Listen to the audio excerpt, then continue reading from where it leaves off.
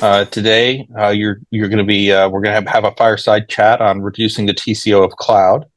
This is not going to be focused on Tessell, but more regarding the value and the savings that is possible.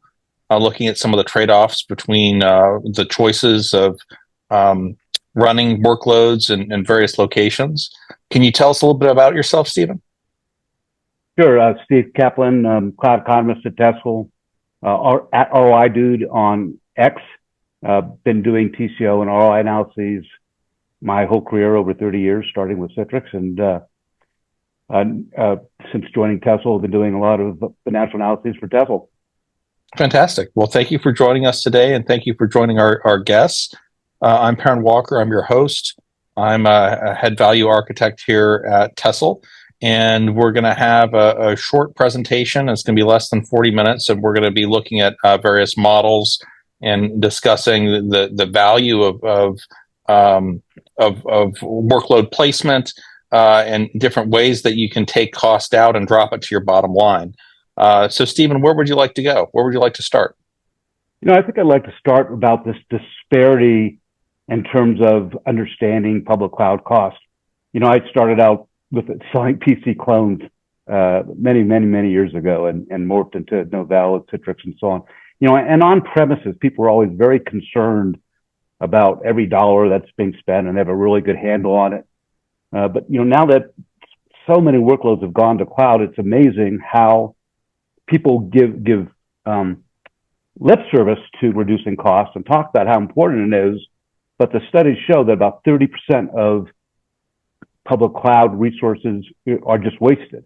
And even really easy fixes to lower, your cloud costs, like reserved instances, 1 or 3 year reserved instances. So many organizations don't do this. And so that you hear a lot of scuttlebutt now about how cloud is expensive. Well, it is expensive when you don't take the measures to optimize it and compare versus other scenarios. So anyway, it's a very interesting phenomenon. I'm not quite sure why it is. Perhaps that the people running the cloud services are maybe don't get held accountable to the actual spend. But in any case, the resolution, I certainly believe, is to do the financial analysis, do the ROI, do the TCO. Fantastic. But at the same time, this seems a little bit paradoxical to me because there's still a lot of workloads that are on premise, Stephen.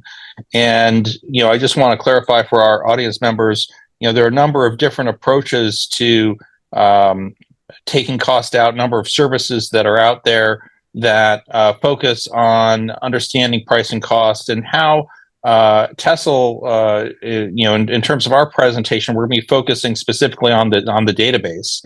And database costs, which are the number 2 line item for individuals' bills, whether that's on infrastructure or whether that's a hosted PaaS service.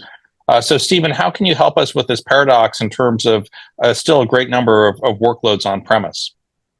Yeah, I think you hit it on the head as far as databases go. The Flexera puts out a great state of the cloud report each year, and they typically rank databases as the number 1 cost concern of cloud.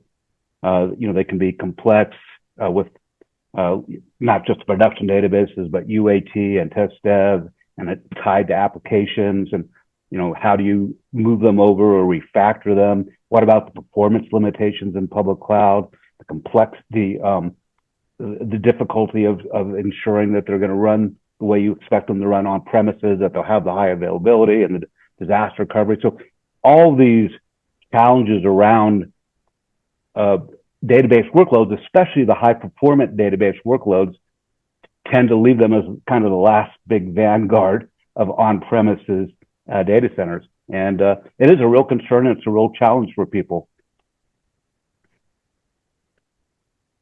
So what are your thoughts, Stephen, in terms of taking a look at ROI, understanding ROI holistically, and aligning that with the strategic direction, whether a company is looking to just run dev test or actually move high performance production workloads into the cloud? What frameworks have you thought about? Sure. So as I mentioned, I've spent my entire career using financial analysis to help IT decision makers make the optimal strategic IT decisions for their environments. And I'm going to use even though they're certainly not interchangeable for purposes of our short webinar, I'm going to use the terms ROI and TCO interchangeably, basically standing for financial analysis. So it's really important for people to do the work. First of all, if companies in cloud, moving to cloud, plans to move everything to cloud, I think they should do a very comprehensive, detailed financial analysis, digging into all the different variables that are going to affect both scenarios. And if it's, maybe multi-clouds as well get factored in there, so that they can make the best decision. And the reason I wrote the book, The ROI Story, A Guide for IT Leaders, was during my career in many different places, I frequently had IT professionals adopt whatever the type of technology that we were involved in was. I started out with a company selling the Citrix. We were the first Citrix partner of the year. And my next one was the VMware partner of the year, and then got into Nutanix and so on. So whatever the technology is, IT professionals a lot of times grasp it quickly, understand the benefits, but they say, well, how do I get the budget for this? How do I convince executive management that this is the right decision? And that can be going to cloud as well. And so it's extremely important to do the numbers and get a really good understanding, but it's equally as important then to know what the pain points of the company are, what the hot points are, what the objectives are, and then to wrap the numbers into a story that you can then present to the CFO, to the executive management, to the board of directors. And in that way, they really get, wow, this is not only important to save IT money, but it's going to enable us to increase our revenues over the next 5 years, or whatever the scenario is. And so that's what I advocate. So how over time has your journey with ROI, it started very early on in your career with your book? How has it transformed to today? I think that nothing has really transformed in terms of the methodology. In fact, I've co-authored 8 technical books as well as the ROI book. And, all the technical books are pretty much out of date right after you finish them. The good thing about the ROI story that, some of the examples and stuff obviously are going to change, but the approach remains constant. And that is, again, looking at all the variables that will affect or impact all the scenarios you're looking at, figuring out the numbers, and then figuring out, even more importantly, the business value, the pain points, and how to wrap a story around those numbers. Fantastic. So I see two books here. Are these going to be made available to our attendees today? Yeah, absolutely. The Tessell comic book series, this is the first one, is the Tessell Crunches Cloud Cost, is already up and available on our site. And we'll present a link to any attendees for a free ROI storybook. Sometime when we meet in person, I'm happy to autograph it for you, though that does reduce the cost for resale purposes. And the Tessell, in addition to writing books over my career, I've also written comic books, again, starting with Citrix, and some of you may remember the Virtual Man series for VMware. I always like comics as a kind of fun way to explain new technologies, especially disruptive technologies. And the Tessell is my very favorite superhero. She's extremely badass, and have a lot of fun with her. Well, this is central to not only your passion and my passion, but to Tessell's passion, which is to give you more time for your passion and reclaim time for your technology passion and for the garden that you're tending outside of work as well. So let's take a look here at this graph. Can you help us orient us and talk us through the numbers here, Stephen? Sure. So just as real high level, for those who don't know, Tessell is a database as a service offering that runs today in AWS and Azure, and Google Cloud is coming. Runs a myriad of databases, with Oracle being our most prominent workload, especially Oracle on Azure. For this example, we went ahead and compared a scenario of running Amazon RDS, AWS RDS for Oracle. So that's the AWS DBaaS service is RDS, comparing to running Tessell managed on AWS. And of course, mileage can vary depending on the situation and the size of the databases and the performance and what needs are in place and so on. But this is gives an overall kind of good approximation. Moving from RDS to Tessell provides about a 45% TCO savings, reduction in cost. So you're not talking synergy here. You're actually saying that if I'm, spending $1, I'm going to spend, approximately, 55 cents here instead. Is that you're talking about dropping to the bottom line? Is that right? I am. Yeah, these are real hard, tangible, measurable costs. There are lots of other advantages that haven't even begun to touch on. Getting product out to market faster, developer productivity, and so on. But these are the numbers you can go back to the CFO with and say, hey, if we move to Tessell and AWS, we're going to see this huge savings right away. So it makes it very fun, as an analyst to provide those types of analyses. Okay. Can you take us behind the numbers and tell us about a little bit about how this is done and the technology? I know that there are a lot of folks that are both technological on the call here. There are folks that are both in financial numbers. So we want to keep them both engaged. So at a high level, can we talk a little bit about how the numbers meet the technology? Yeah, absolutely. Tessell is an extraordinarily innovative company, and always coming out with new things. But one of the biggest innovations, and we just got the patent for it this week issued, was the ability to, so in the public cloud arenas, they have different types of storage. For example, in AWS, it's EC2 compute and then UBS. And when you're running a database, you're going across the network from the compute to the storage. So you're limited in the number of performance measured as IOPS, one of the measurements. You're just limited. And in public cloud, you tend to pay more the more IOPS you use. It can get very expensive for high performant databases. Well, Tessell just got issued a patent, it's our third overall, but it's a patent on taking the NVMe and the local compute shapes in AWS and Azure and future clouds. And that NVMe is typically ephemeral, meaning that if you rebooted your VM, you would lose everything. Not ideal for a database environment. So Tessell's patent is making that NVMe durable so that we offer guaranteed zero data loss. But the advantage to the customer now is that for the workloads that need more performance, they can run it in this environment and get up to millions of IOPS. So equivalent to, for example, if you're running Oracle, equivalent to an on-premises or an Oracle Cloud Exadata type performance. But you're not paying for all those extra IOPS. You're not paying anything for the IOPS. So it turns out to be a very powerful cost savings scenario. So just to summarize here, Stephen, because I want to see the forest from the trees. Tessell's a software company. Is it using standard shapes here within the cloud? Are these Amazon shapes and Azure shapes and GCP shapes that Tessell's using? Yeah, great question, and one I sometimes forget to go over because I've been involved with Tessell now for a couple of years, first as an advisor and then as an employee.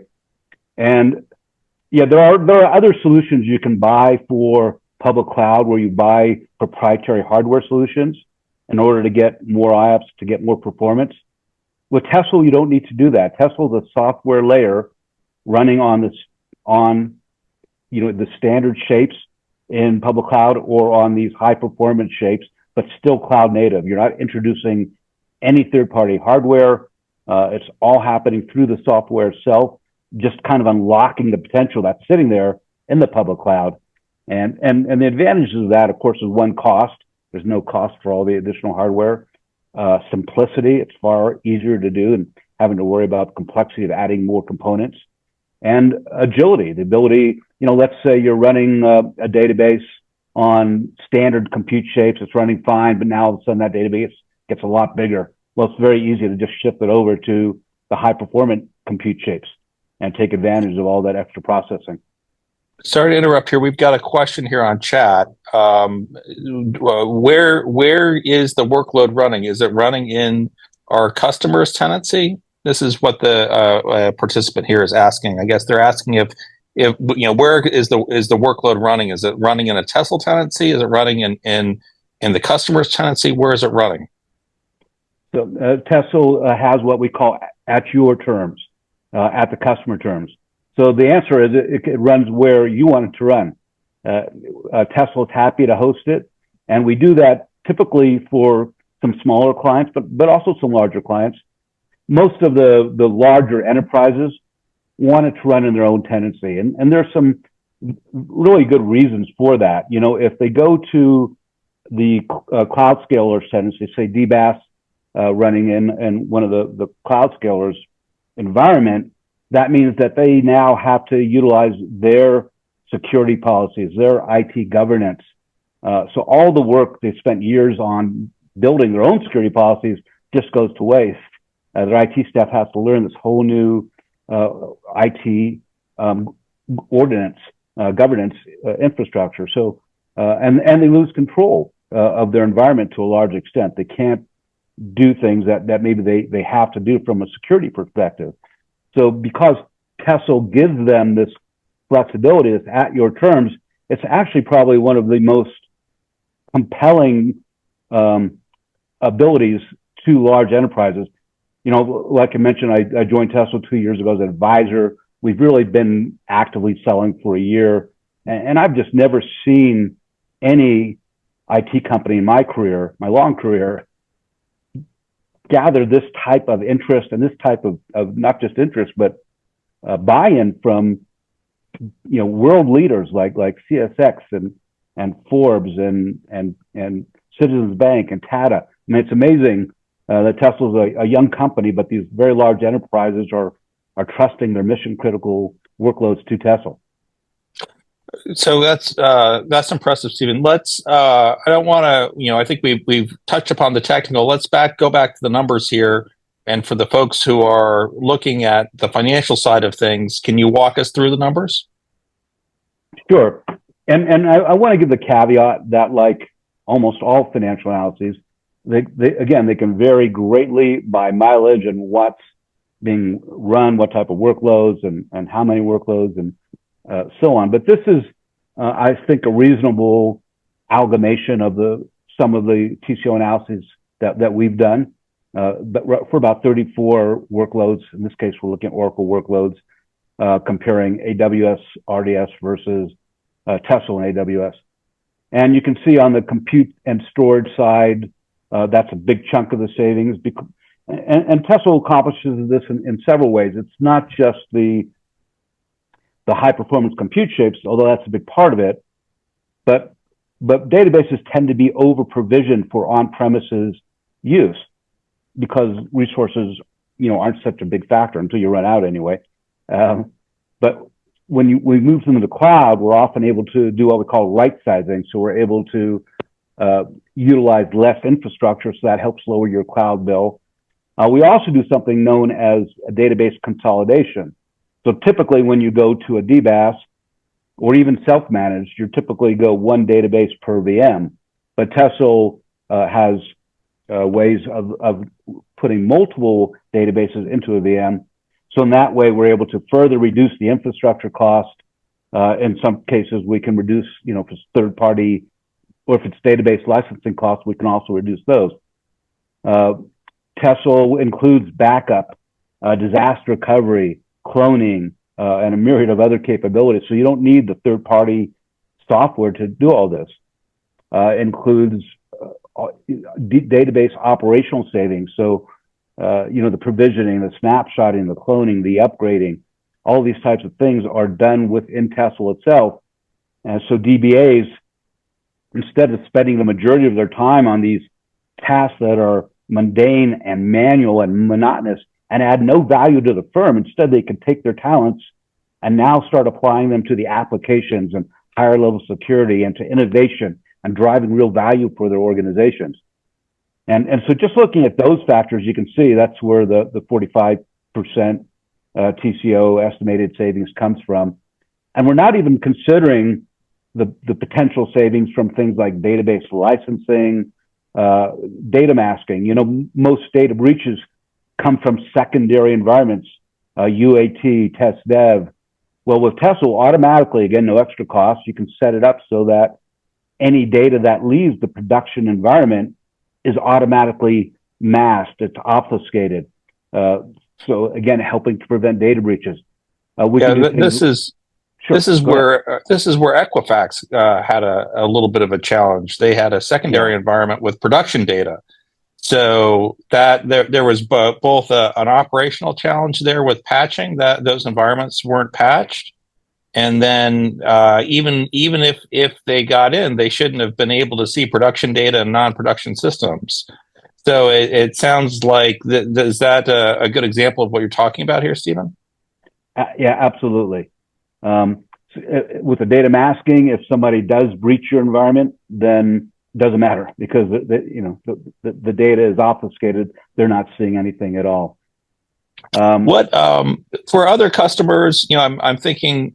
In other examples, Intel certainly done a study where they've shown that DBAs can take about 40 databases per DBA before they start reaching burnout. And after that, they need better tools to manage fleets of databases. With Tessell's customers, what do you see from some of the benefits that you think are worth highlighting for real world Tessell use cases? Yeah, certainly one administrator can handle a lot more databases. And I won't throw numbers out there. You may have some at the tip of your fingers, but certainly the amount that you can manage go way up. And then that also allows, Tessell has these self-service capabilities built in. So for example, a user who maybe she needs to go back to what her database looked like on Sunday morning at 3:02 a.m. and 3 seconds because she got a corruption or something else. Well, with Tessell, she can just slide it, go over, restore that database or dump it or whatever she needs to do without even bothering the DBA. So these types of self-service, policy-driven capabilities built into Tessell further increase the productivity of the users, decrease time to market, make the whole environment much more productive. And I just want to address one more thing in the slide too, the BYOK. Again, a very new Tessell innovation where now we integrate into Azure Blob. We do something equivalent on the AWS side where we make the data immutable so that you need only a few authorized users with the keys can get to the data. What that means, though, it basically dramatically increases ransomware protection because now your data is, if they do manage to hack the production environment, you've still got your data immutable, protected in another region. This is backup. This is backup in airtight vaults. Is this the use case you're discussing, Stephen? Yes. Okay. All right. Fantastic. So it sounds like there can be a lot of intangible and tangible benefits. The slide that you were just showing was, even though we talked a lot about intangibles, this is focused entirely on tangible savings straight to the bottom line. Absolutely. Okay. Yeah, fantastic. Serves as the bedrock for the analysis. And then we can start talking about all the intangibles that add at least as much, if not more value. Oh, fantastic. So what are we looking at here? This is really looking at the two primary scenarios that most people consider today when it comes to moving their databases to public cloud. Either, they self-manage it so they have the same control and access and customization that they had on-premises databases. But now they're challenged with, can they find enough experts? It's hard enough finding DBAs on-premises, let alone in the public cloud. Do they have to leverage an outsourcer now? The DBaaS business continues to dramatically grow. Again, the 2024 Flexera State of the Cloud report, shows that I think it's the fastest or second fastest growing area of public cloud. And So DBaaS helps people leverage automation, but the problem is the legacy DBaaS environments are built on legacy infrastructure and legacy GUI, and they do kind of only low-level database management tasks. They don't do a lot of the upper-level data management tasks now that Tessell helps assist with. But those are the two primary options today. Fantastic.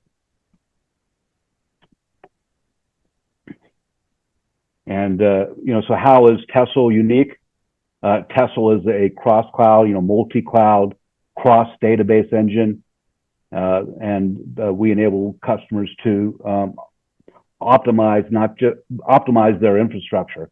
And we differentiate ourselves in three primary ways.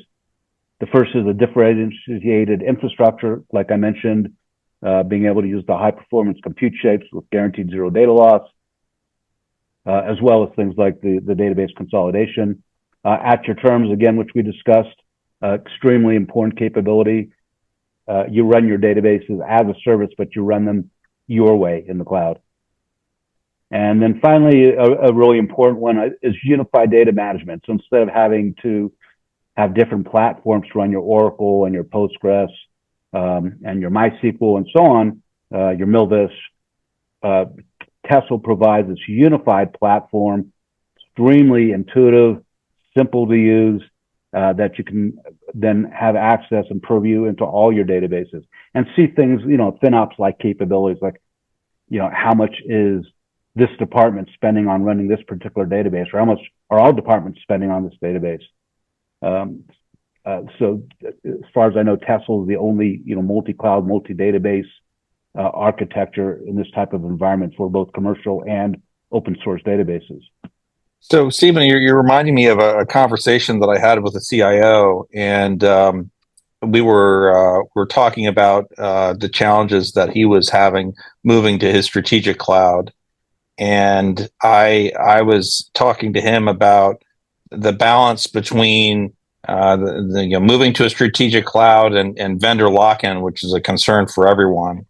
And he turned to me and he said, we just spent 30 years getting off the mainframe. We just, been on a legacy database for 20 years that we're modernizing, and we're not looking to go back into vendor lock-in. So while you guys help us move to our strategic cloud today, we need to keep the door open to future technologies tomorrow. So can you tell us a little bit about this at your terms here in terms of what does that mean? What does that mean for the customer? What does not being locked in? It's not something that's valued today, but once you need to make a different decision, all of a sudden you realize you have all this technical debt that you need to deal with in order to make another decision tomorrow. So how does at your terms, why is it significant? I think it's a proxy for kind of ultimate flexibility, that if you, because for example, let's say you're running Oracle, if you're in a standard database as a service, they're using proprietary technology to back up that Oracle database, meaning you can restore it, but only within that particular DBaaS architecture, that cloud scaler architecture.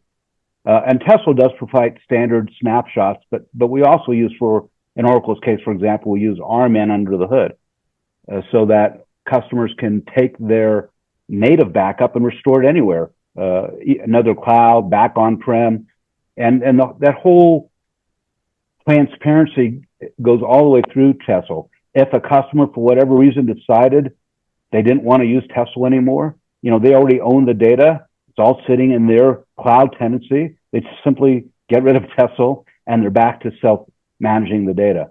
So really kind of the ultimate flexibility in terms of moving between different clouds, moving back on premises, et cetera. And, the previous slide, I talked about one of the big options of going to cloud being self-managed in cloud. And I just kind of want to give an example of how that plays out. This was a large government entity, or significant government entity, and they were running Oracle and open source databases. in AWS in their case, but they were only backing up once a day. And that was only the production environment. The secondary environment sometimes was once a week. And they didn't have any HA. They didn't have any real DR. So in the event of a disaster, worst case scenario, they could have lost 23 hours of data. And this is important government data, consumer data. And it could have been down for eight hours while they're rebuilding their whole environment. And they wanted to go to AWS RDS in order to rectify this, but RDS, their primary driver, their ERP package required at times access to the local disk, which RDS couldn't give them.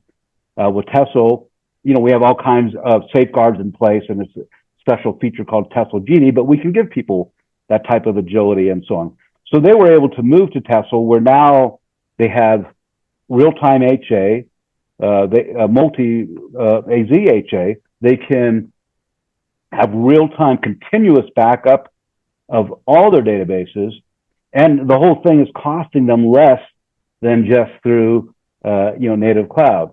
So that's the type of capabilities that become very attractive for customers. Yeah, I can certainly appreciate that, and I think you're pointing to another very difficult challenge, which is that package applications have very specific patching stacks that are certified, whereas the custom applications have, even though they may be using the same databases and the same technology, a different life cycle.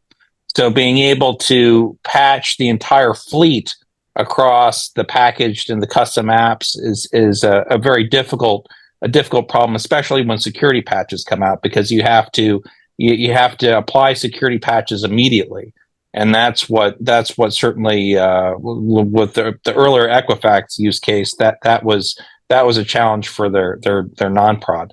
What are we looking at here? Is this looks like a lot of the use cases that we've touched upon during the presentation. You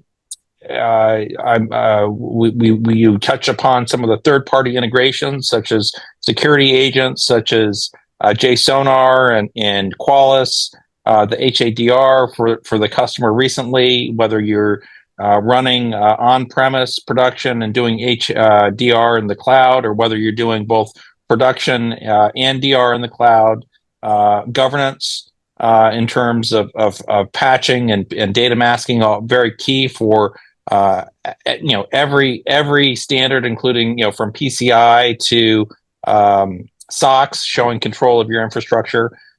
Self-service provisioning. We touched upon the self-service portal. We touched upon we didn't touch upon Terraform and the automation of the DevOps pipeline, but we've got customers doing that as well. Snapshots, backups, cloning, monitoring, patching, and restore. So these are the full suite of lifecycle operations that customers would typically be using point products for. And we talked a little bit about the ROI TCO model here, especially in regards to the platform. So how does a platform provide savings, would you say, both from a tangible and an intangible perspective? Yeah, absolutely both. And, you talked about some of the security advantages. Now, just to give you a story, the same government IT shop, when they were doing the POC, when we were launching the POC for them with Tessell, the CISO was in that meeting. And in his case, state audits were hard for them because they didn't automatically encrypt their data. With Tessell, everything is encrypted automatically, both in transit and rest. So already that made him pretty favorable. But during the meeting, just seeing all the security advantages that Tessell provided, he probably complimented Tessell like 30 times. It was just great to see that type of enthusiasm. Now, how do you quantify that from a TCO perspective? Probably not very easily. Fortunately, Tessell delivered so many quantifiable savings that, you don't really have to. You can now add all those types of benefits, or the benefits that Tessell provides on top of the actual savings. Yeah, no, that's a good point that you bring in terms of the the catastrophic one-time events that are hard to model it, but to put into your model, whether that be unplanned downtime or a security breach that forces you to write payroll by hand while you restore your system.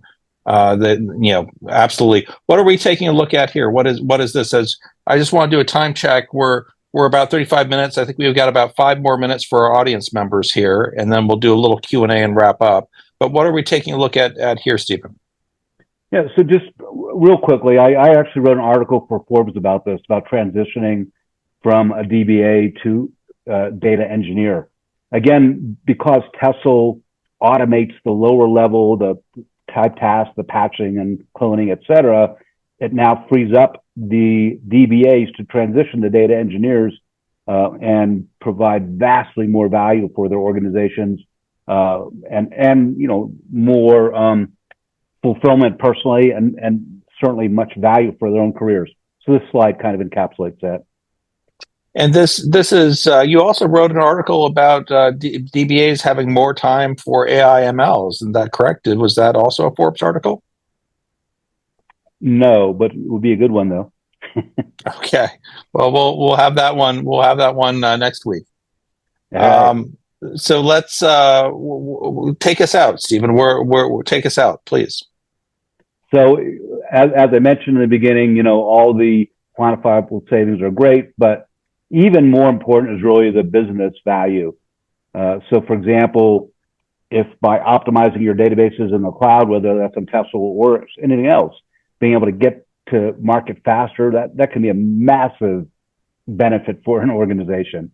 Reducing project request delays, enhancing the security, as we mentioned, increased ransomware protection, improving business continuity. Tessell, for example, lets users with one click sail over and actually experience the business continuity and then sail back. It's not just a check mark on some audit form for disaster recovery. And by enhancing the productivity of the administrative staff of the DBAs, it also now enhances the productivity of developers who have a lot of self-serve capabilities when it comes to cloning their own clones and in a safe environment because the data is all masked. So these are all important points, I think, to consider when doing a financial analysis, these and others. And so the best story about the different scenarios is presented to the decision makers so that the best decision can be made for the organization. That's fantastic. Stephen, sorry to interrupt here. We've got another question here on chat. Customer says that they're in Azure and they run some looks like open source SQL databases on infrastructure and then using SQL managed instance. Does Tessell support Oracle in Azure?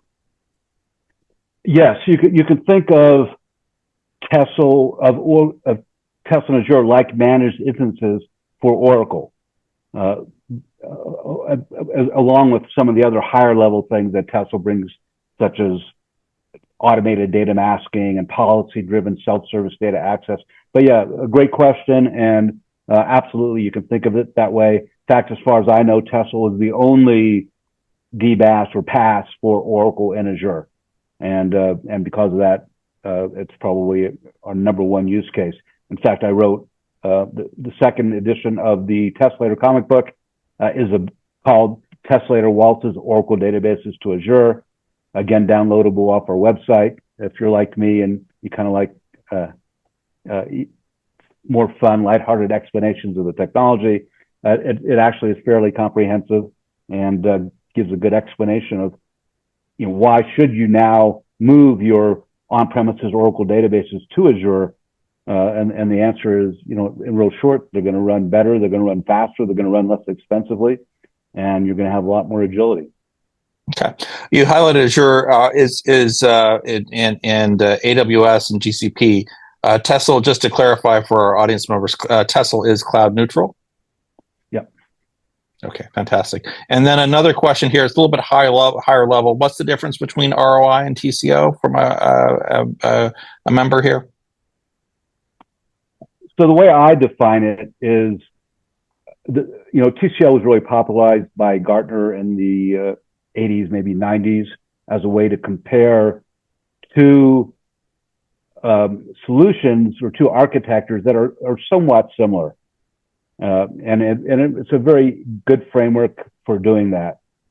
ROI is typically, I use it for if you're going to an entirely new technology versus continuing running your status quo environment.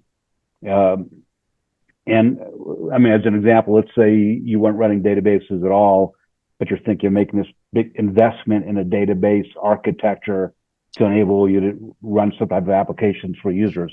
That would be typically, in my opinion, more of an ROI type of scenario, because you know the investment you're going to make. You would then calculate your projected returns, discount them back to present value, and then you have a good option of making the investment. Where TCO might be, what's the comparison of running our databases in AWS RDS versus running them on AWS self-managed versus running them on Tessell and AWS. Very different scenarios, but close enough to put together a TCO analysis that will still be very revealing and relevant and hopefully compelling, whatever solution you come up with. Fantastic. So as we wrap up here, Stephen, for next steps, I know that we've talked a lot here about taking costs out of everyone's number two light item in the cloud databases, but just number two beyond infrastructure. Does Tessell is a DBaaS service, but does Tessell offer free POCs, free TCO evaluate? Can customers be assisted in understanding some of the trade-offs in terms of their current state architecture and their future state architecture? Yeah. So I'm going to answer that with a qualified yes. It depends on the circumstances and the size and what's involved. But in general, I have a team at Tessell. We're happy to help with financial analysis. And for a POC, because it's so easy and quick to do a Tessell POC, again, typically I think that cost is absorbed as well, either by Tessell or by one of our partners, AWS or Microsoft. Just back to POC, one of the great things about Tessell is it's so easy to do a POC if you're running on premises, say, because you can take an on-premises database, replicate it to, let's say, AWS, and then sync those databases. So now you have a secondary environment where it also serves as disaster recovery. It's one-click failover. You can test at any time. But now, since you have all the performance that Tessell gives you in AWS, you can now also run your production task against that secondary environment and see the detailed Tessell reporting and the rich analytics and the automated data masking and test out the cost of the performance and so on, so that you can get this great idea of what it looks like. And, if you get to the point where you're saying, wow, it's running faster, better, simpler, and for less money in AWS, you just click, fail over, and then re-replicate to another region, because Tessell allows that, replicate to another region, set it up for DR, and you've made your move to the cloud. Lift and shine, we call it. Fantastic. Well, let's end there and encourage. I'd like to encourage everyone to reach out to us directly. You can reach out to our special guest author and chief cloud economist, Steve Kaplan, cap@tessell.com. Feel free to reach out to me directly as well. And Stephen, thank you for joining us today. Thank you, and thank you everybody for watching.